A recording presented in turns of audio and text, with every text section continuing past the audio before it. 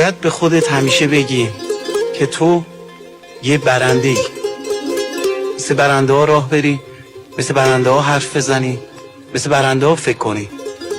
اما همیشه زمانی که فکر میکنی همه چی تموم شده، یه راه جدید جلوت باز میشه، راهی که میتونه همه زندگی تو تغییر بده. من آدم باخت نیستم دایی جان، تا نبرم از هیچ بازی بیرون نمیرم، منتظری بازی تو. شانس مال کسیه که تا آخرین لحظه تلاش میکنه. دو، پایان همه چیز خوب. اگر پایان یه چیزی بد شد نگرانش نباش، چون پایانش باز میشه این در، صبح میشه این شب، صبر داشته باش.